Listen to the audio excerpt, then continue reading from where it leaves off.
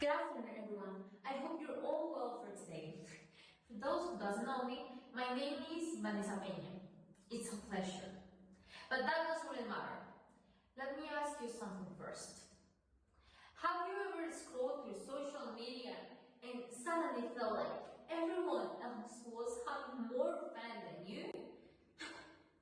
Maybe you noticed a friend traveling, or someone attending a party, or even a random person achieving something you've always wanted.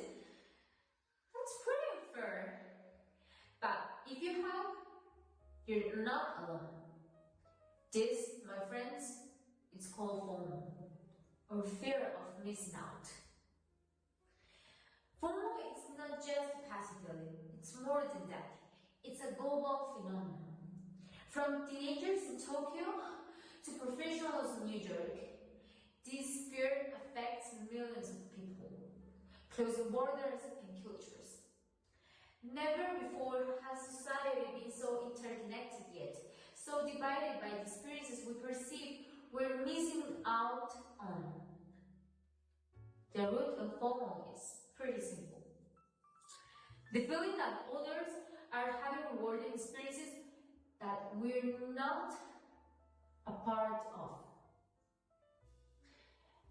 At no time has the digital age made this more visible. Through the lens of social media, we are bombarded with filtered realities like endless vacations, glamorous events, promotions, and even relationships that seem flawless.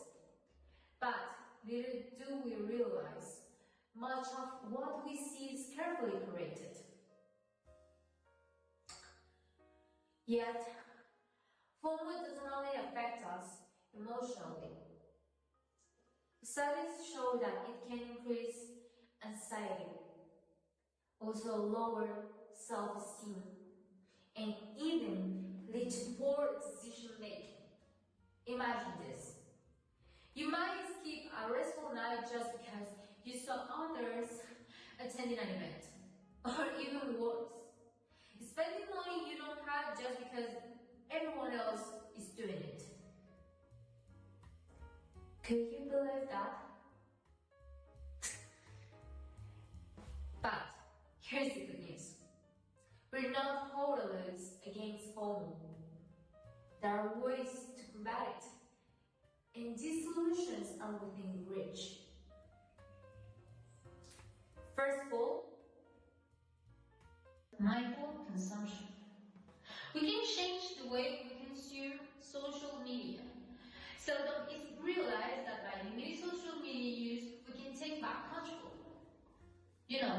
Choose intentional moments to check updates rather than letting notifications dictate your attention. Second one, because this one is too kind, gratitude practice. Another powerful tool is practicing gratitude.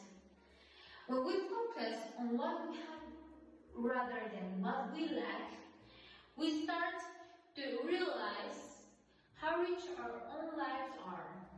Think about it.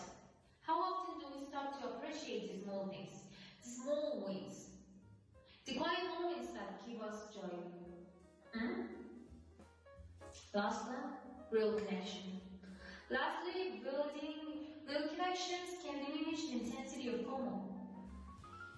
When we engage more deeply with the people around us, we experience true presence, something that a screen can never replicate.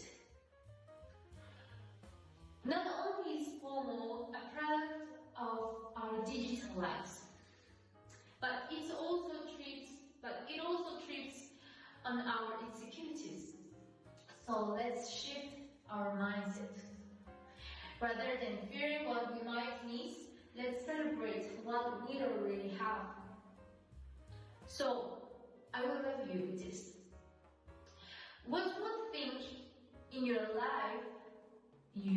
life, right now that you're overlooking because of FOMO? Think about it and ask yourself, is it really worth it? Thanks.